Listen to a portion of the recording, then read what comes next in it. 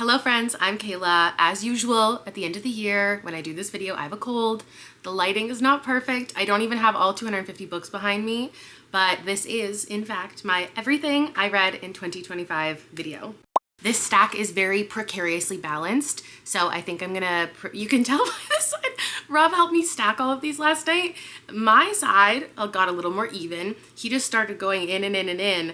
I think he thought we were making a pyramid. We did that last night and then I woke up this morning and it's so dark outside and it's really not a good filming day, but I was like, I can't block the TV for an entire day, an entire evening in the off chance that I can film this tomorrow. So we're just gonna go for it. If we completely lose the sun, that's just how the cookie crumbles. I don't even know how many books I actually have. There were quite a few I got from the library this year, which is great, but I couldn't re-reserve them in time for this. I guess I was reading a lot of books in high demand. Actually, they do seem sturdy enough that maybe I'll just talk about my first couple things before I place them in different categories. If this is your first time watching an end of year thing, I just put them in different stacks and I spend like 5 hours organizing them in different piles so you can see a physical representation of like how many 5 stars I gave or how many new authors I was reading, release date, like whatever. Here's them organized by month. This is different stories that I post on Instagram at the end of each month.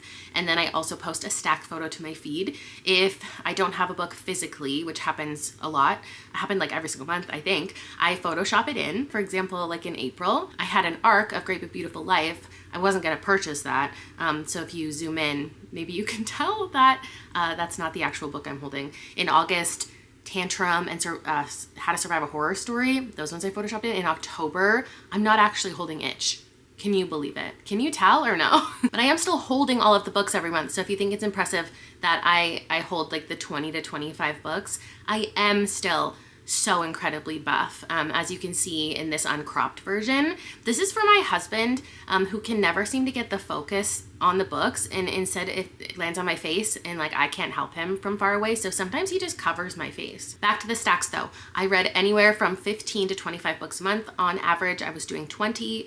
The most I read was in July with Summerween happening, which makes sense, and the least amount was in March and May. My best reading month was August and November with 3 new 5-star reads in each month. Those little stars I'm putting there indicate my favorite books of the year. Don't worry about zooming in and figuring out what they are. I'll give you an image of all of that in a minute. My worst reading months were February and April with no 5-star reads. So devastating. My average rating though was worse in October. I may have read 5-star books that month, but I also read so many 2-star reads that the month was kind of a flop and dragged down my average rating that month to a 3.3. Usually I have around like a 3.5, 3.6. November was a 4.1 though. So many bangers. And here we have the 3 stacks organized by enjoyment.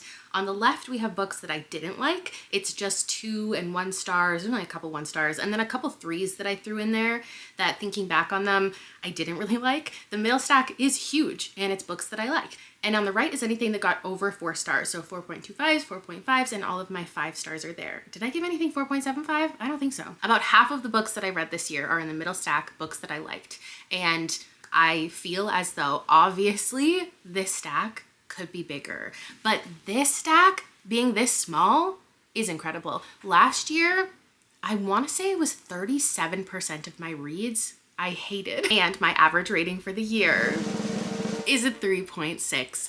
Last year it was a 3.4. I desperately needed to bump it up. I set a lofty goal of a 3.7. I didn't quite hit that. But I also did make this realization that when I made this chart last year or the year before, where I started tracking my average rating for every year, only last year and this year, I was actually doing the math myself. Every other year I was using some type of other tracking, like Goodreads takes all of my average ratings and gives me one, you know, that page at the end of the year that gives you a bunch of stats.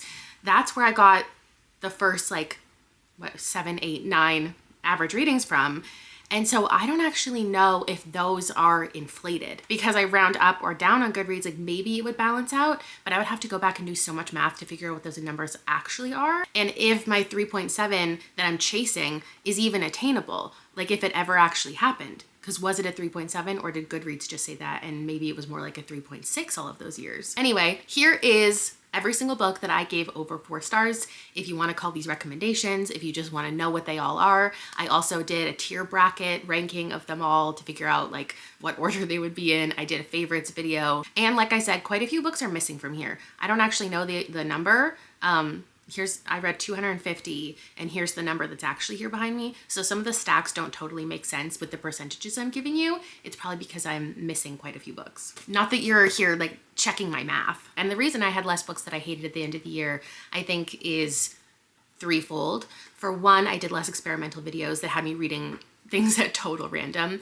2, I was a little more intentional with my purchases. Like something that happened last year is I picked up a whole bunch of books just because I had read from that author before. Whether I loved a book from them or not, I just wanted to read the next thing from them.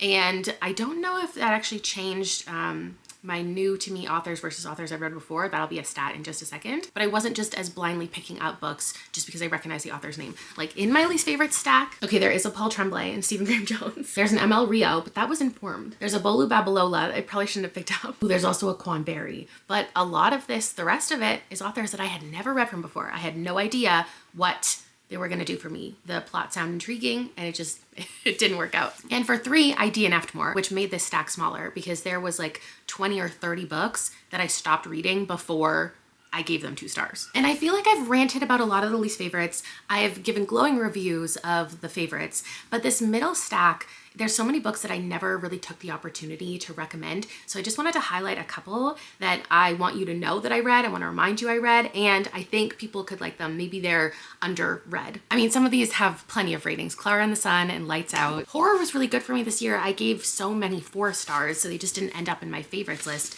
But these were all in the Goodreads Choice Awards. Buffalo Hunter Hunter, Play Nice, Bat Eater and Other Names for Cora Zhang, Witchcraft for Wayward Girls. Books that should have been in the Goodreads Choice Awards. You Are Fatally Invited. I don't understand the low rating for this one. Spread Me, Futility. If you like the nastier things that I read and sometimes recommend, Sugar and Futility, these girls are for you. Fantasy romance I really liked, Tusk Love and A Witch's Guide to Magical Innkeeping. I didn't love Blob, I gave it a 3. I would definitely recommend it. Sky Daddy was really fun. If you like the mundane kind of stories that I like, kind of ambiguous, The Extra was almost one of my favorites of the year. The Land of Milk and Honey was really good. The Thing in the Snow. I think a lot of people could and would love Amity and Catalina if you're looking for the one-word titles to participate in the Buzzword Reading Challenge next year. If you can get your hands on the anthology One Bad Night from Aardvark, this was really good. And this I gave a 3 point something, but I really think that The Second Death of Locke should be on a lot of your TBRs. And I recently bumped up the rating of The Everlasting by Alexia Hero.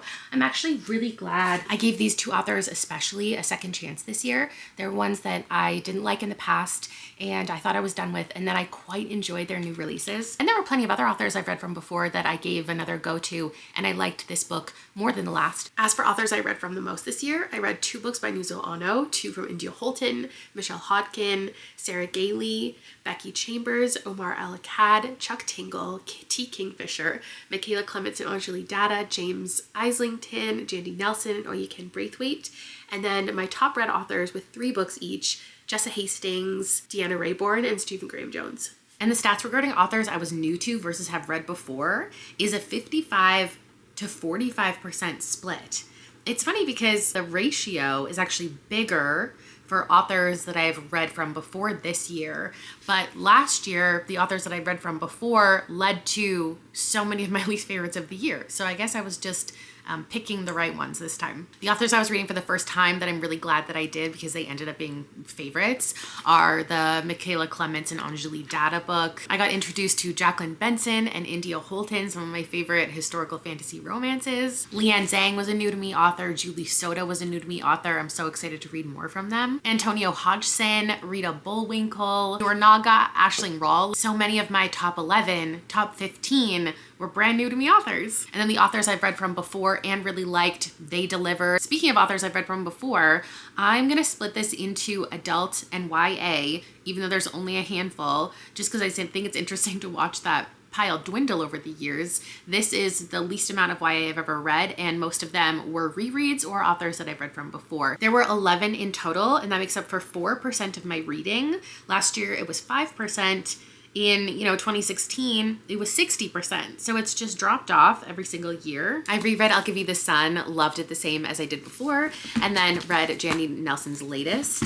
I read Emily Henry's latest, and then went back and read one of my favorites from her. That one held up. I reread the first 2 books in the Mara Diary series, which held up more than I thought they would. This Woven Kingdom, I just wanted to try out Tahiti Mafi again. Persephone's Curse from Katrina Leno, because I can't stop reading Katrina Leno. And then the adaptation of The Raven Boys, which of course I was gonna pick up. Oh, and Sloppy Firsts and Stay Sweet, because these were on my TBR for like a decade. And then a classic, Alice's Adventures in Wonderland.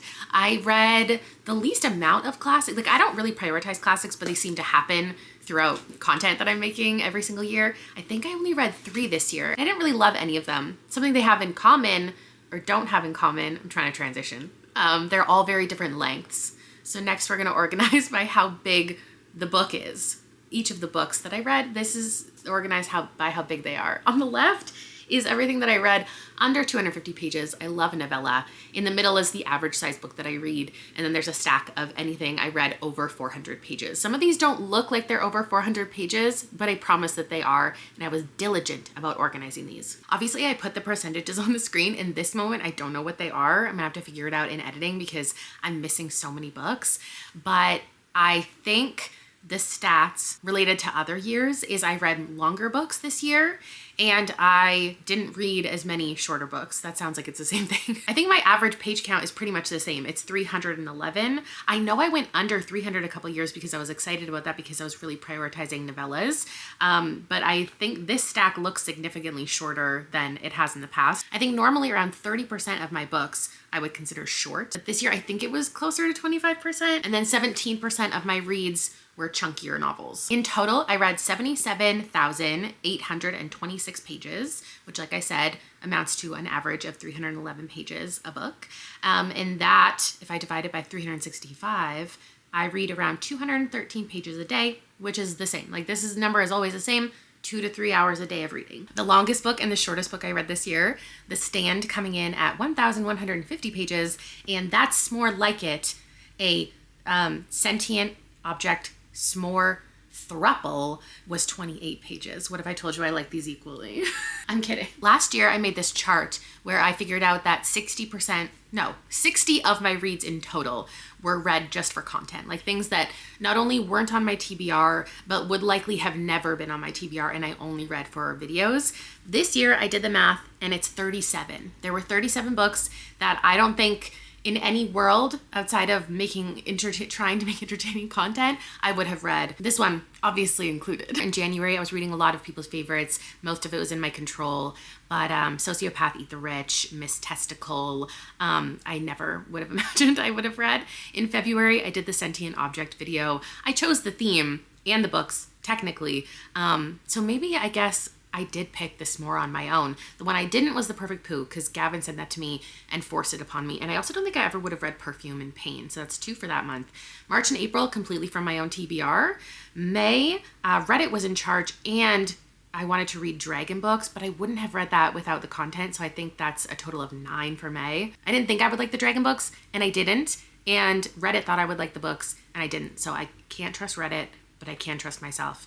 In June, I was reading other people's favorites. I don't know if I ever would have picked up Wuthering Heights or Kim Jung or Daisy Jones and the Six, Lava in My Bones, or It Lasts Forever and Then It's Over. So that's 5.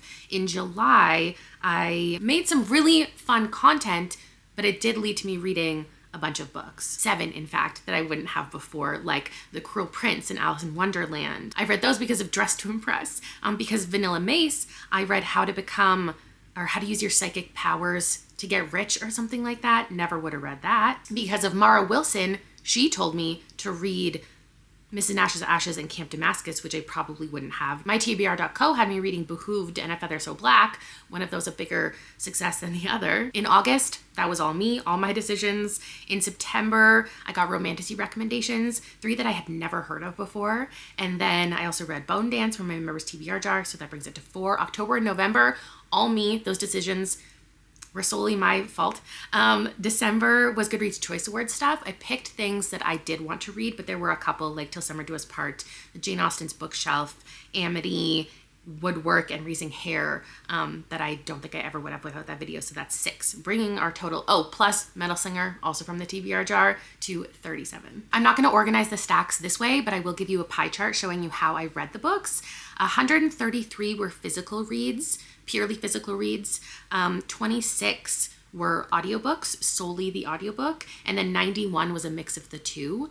I don't know how to fully show this, but like 90% of what I read, I had the physical copy of. So I was reading a portion of it physically, like either 10 pages or 100% of the pages or 10% of the pages. And then 46% of my reads, at least partially, were audiobooks. What that basically means is I purchased a lot of books and I borrowed a lot from the library, because if I'm missing like 50, that means there was 50 library books that I borrowed. And then that's like 100 and something audiobooks, whether it be Spotify or some were early copies from Lebo FM, but I know that I purchased a lot. And I used a lot of credits because you guys sign up with my link, and I always really appreciate it, because that's how I help get more content to you, is by helping me get access to the books. I don't have this as a pie chart, but I would say the most successful audiobooks for me are usually sci-fi and general fiction and fantasy. And my least favorite thing to listen to is probably romance. I think I read mostly physical copies of all of my romance, and that's going to transition us into genres. My top read genre was fantasy, making up a quarter of my reads. I organized it by like the romance focused one and otherwise, and there were a lot of like romantasy vibes this year. Then 20% of my reads were general fiction, 14% were horror. Mystery made up 11% of my reads, so did romance. I read 8% nonfiction, 7% sci-fi, and then a handful of anthologies. I would say a significant, maybe like 5 less than normal, and a couple graphic novels. I think the most shocking results from this stack is the fiction and horror like balance, because usually I will have read more horror, and I typically read a couple more anthologies than I did. And science fiction is always a lower size stack, but there are so many bangers in there. I feel like that's why I read, like I'm selective with them, and then they all almost work out, which is maybe how I should look at other genres. And I started doing this chart last year, which I thought was really fun. Here's how it looked last year. Basically what I'm doing is, this is the amount of books I read in each genre. And then the other one is of the 4.5 and 5 stars organized by genre. So I feel like in an ideal world, they look the same. Like they start big and they grow smaller. As I read less of something, I read less great ones. That's the balance. Like every couple books, I find a 5-star in every single genre. Last year was all over the place. This year's charts look a little more balanced, but mystery continues to really not get 5 stars very often. I have to read a lot in order to find good ones. Same with fantasy. Like I enjoy myself while I'm reading fantasy, so I'm down to do whatever, but I do have to read a lot of fantasy before I find 5 stars. And then all of my nonfiction and science fiction picks were pretty solid. And speaking of fantasy, a lot of those fantasy books were starts of series. So I'd like to organize a series page just to look at to see how many series I started in the year. All the ones I started are here on the left. There's a lot I have no interest in continuing in. There's 3 that have sequels I may check out someday. 2 I already did continue in a series, and 3 I'm chomping at the bit for more.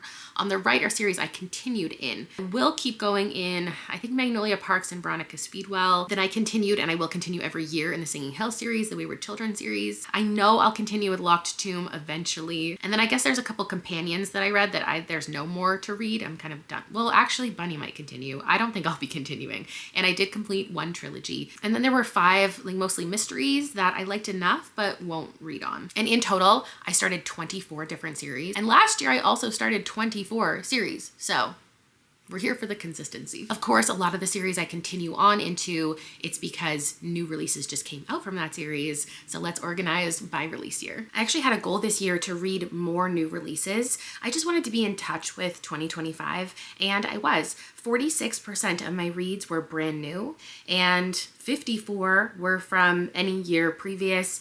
Although, like, it's not really that far. There was only a couple classics. Most of the books in that other stack are probably like 2022 to 2024 for the most part. And this is actually significantly more than the last couple years. It was 28% last year and the year before. And my goal surrounding that was just to be in touch with what everyone else was reading. Sometimes I find myself in my own little bubble, which is good because I get to read things that aren't really talked about. I get to recommend things that aren't really talked about. But that's not really how it ends up being. I usually pick out popular things and things that everyone's already already heard of. With the new stuff, I picked up a lot of things that everyone was talking about, and I wanted to be like in on it with everyone, and I was. I didn't agree with a lot of the high ratings that people gave out, but I did get to enjoy a bunch of brand new releases. And considering half of my favorites are actually 2025 releases, I think it all worked out. This is the pie chart for where those books came from. I bought 124 brand new books, so half of my reads were things that I purchased. Most of them were probably